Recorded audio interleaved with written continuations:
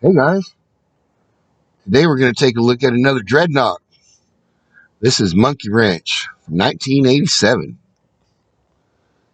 He came out the same year as Sergeant Slaughter, Triple T Tank, and I got him for that Christmas, and he was super cool to have. Um, just a nice, clean-looking character, crispy sculpt on him, and not much in the way of accessories. He did come with this harpoon gun, which is kind of weird, and I don't know, a lot of people don't think it makes too much sense with them, but um, I don't know. I mean, if you're hanging out in the swamps and you got a lot of gators and stuff around, it might come in handy to have some kind of trident launcher harpoon gun going on. It's got a really decent sculpt on it, lots of good little greebles going on. Um, it doesn't make a whole lot of sense in the real world, but it's kind of cool. We got a little spool down here, and yeah, looks kind of neat. And then, of course, got Monkeywrench here. Tons of silver paint on this guy. And anybody who collects G.I. Joe, you know how their silver paint was back in the day. It would rub off if you just look at it wrong. And luckily, my example here is almost perfect. He's super minty and fresh. His glasses are perfect, and his grenades, even his necklace. It's got some kind of like, I don't know, Taurus astrological sign on his necklace there or something going on. And got 5 grenades on his chest. Looking pretty crazy. Of course, tough guy biker head sculpt there. Looking pretty amazing. And, open jacket, shirtless, like most of the Dreadnoks. I guess it gets pretty hot in the Everglades and they're just chilling. What I really dug about this figure when I first got him, though, is all the patches.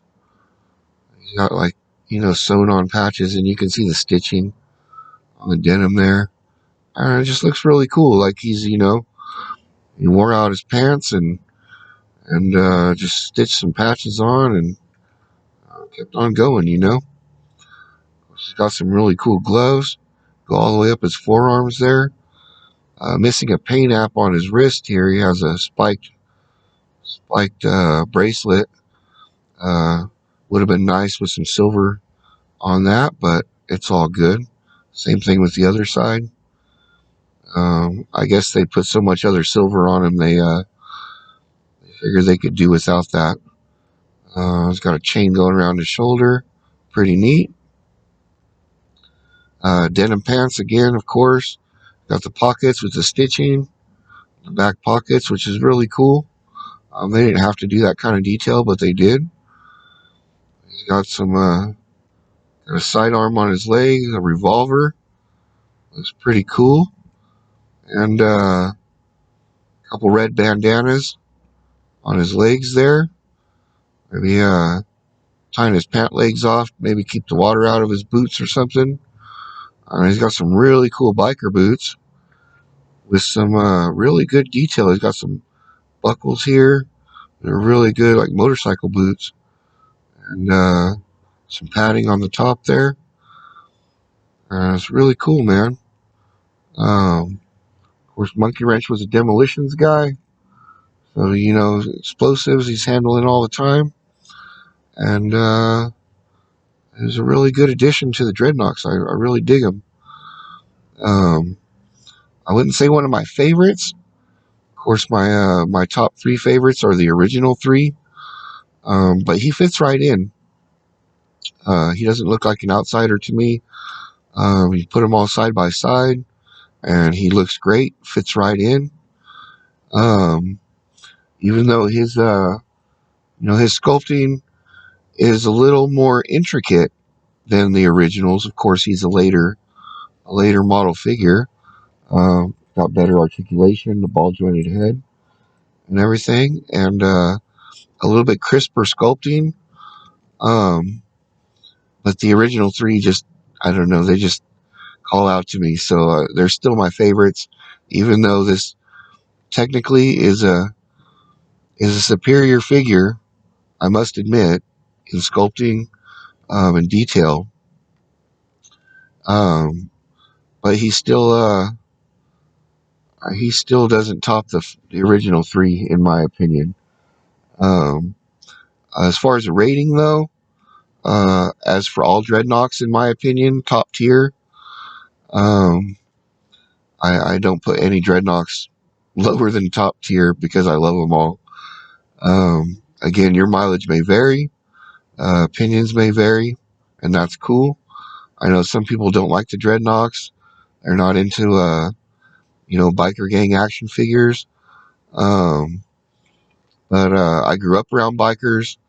I had an uncle in the Hells Angels, and every time he'd come over to visit, I'd show him my Dreadnoks and be like, "Check it out! Look, they made action figures of you. So cool!" And he'd get a kick out of that. But again, you know, to each their own. I still do like the plain military Joes and everything. But there's a special place in my heart for the Dreadnoks. I was always into the Mad Max movies and the post-apocalyptic stuff, and biker gangs were always my thing. So yeah, top tier all the way. Um, and yeah, it's Monkeywrench. Uh, what do you guys think about him? Did you have him as a kid? Did you want him as a kid? Did you like the Dreadnoks? Did you hate them? Um, let us know down in the comments. It's all right. We're not going to hate on you if you weren't feeling them. But yeah, like I said, I really dig him. He's a fine addition to my collection.